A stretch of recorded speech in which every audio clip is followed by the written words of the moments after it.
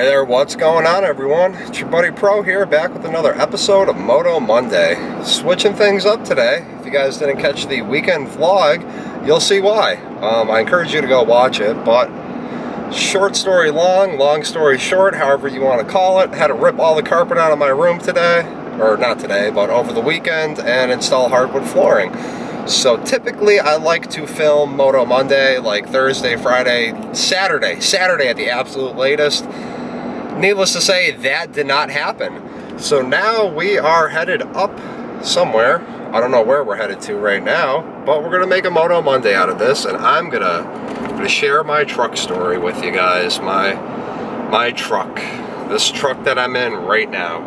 All right, so my current daily driver, what I'm in right now, is a 2004 and a half F150. Now the half is very important because if this was a 2004, there's a couple problems in it, but because it's 2004 and a half, they supposedly fixed all those problems and made all new ones.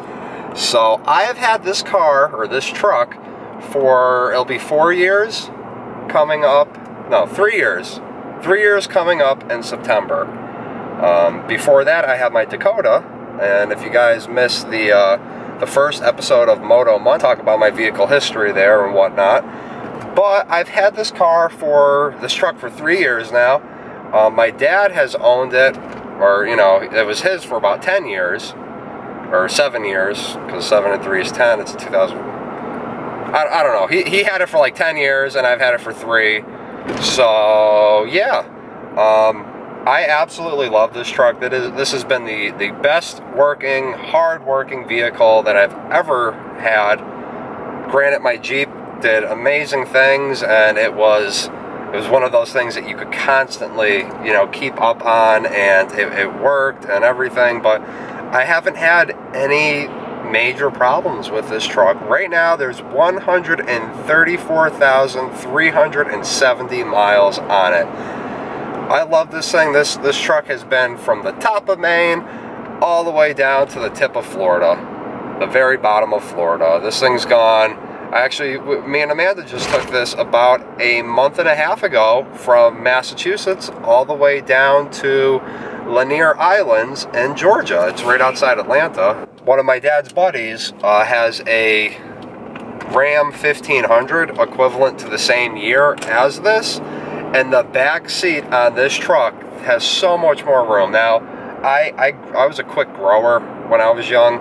Like, I don't know, I was probably like 12, 13 years old, and I was, 13 years old, and I was already 6 feet tall, which was ridiculous.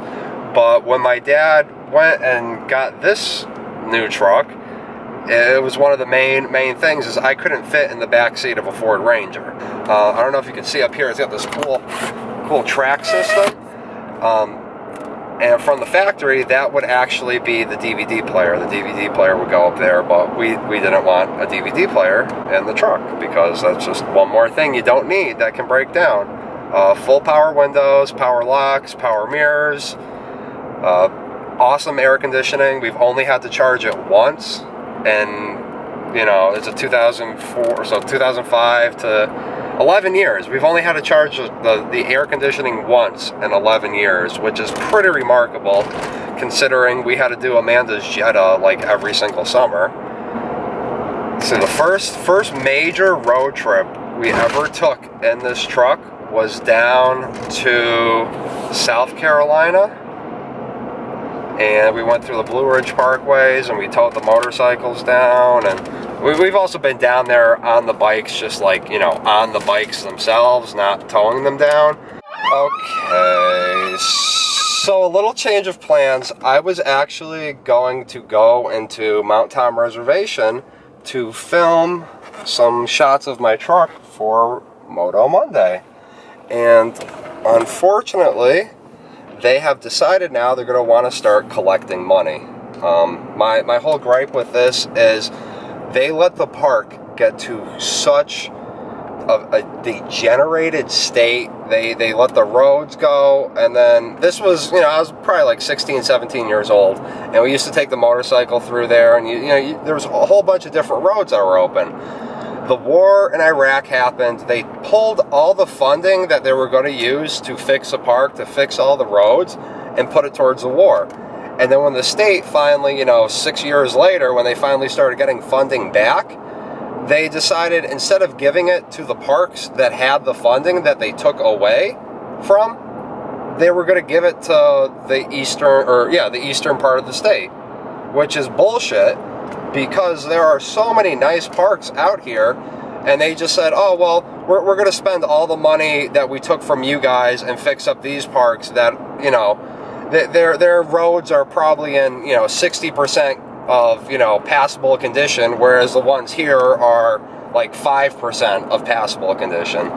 But that really eggs me. I mean, the kid in the booth was real nice. You know, I was talking to him for a minute there, but it's a shame. I mean, if anybody from the Massachusetts legislature or anything is watching this video, shame on you guys. Learn how to frickin' prioritize your money correctly. It's just a shame that we have such a jewel up there that is Mount Tom Reservation, and you decide now randomly it's the 3rd week in July, you're just going to decide right now that you're going to start collecting money for an entrance fee when you've got both of those booths set up there the entire year. You don't collect any money during the winter, and then they decide, like during the summer, that the only time they want to collect is on the weekends.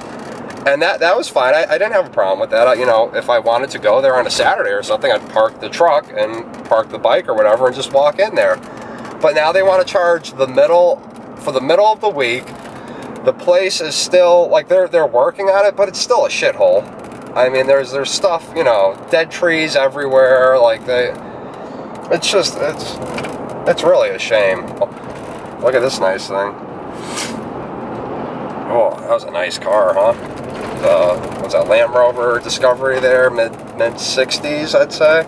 But yeah, like I was saying, I'm sorry guys, I really want to have my videos ready before the day that they come out. I want to film stuff before it happens and record it and edit it and get everything all set and get it so it's posted. And so, you know, anything happens last minute, you know, I'm not bum rushed. But that was this weekend.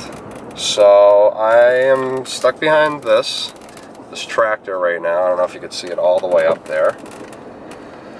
Farmer John on this episode of Moto Monday.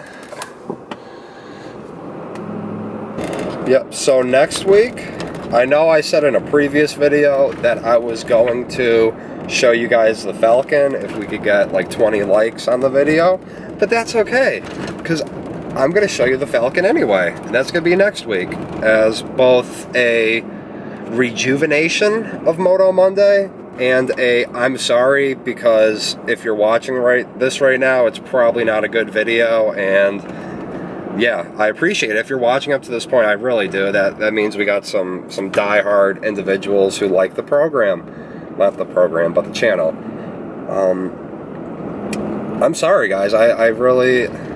Every chance I had planned out for this weekend to film something for Moto Monday, whether it be by motorcycle or, you know, anything, and it fell through. We were working on the floor so late, and it didn't happen. So yeah, that's gonna about wrap it up for this week's Moto Monday. Thank you very much for watching, guys. I really do appreciate it.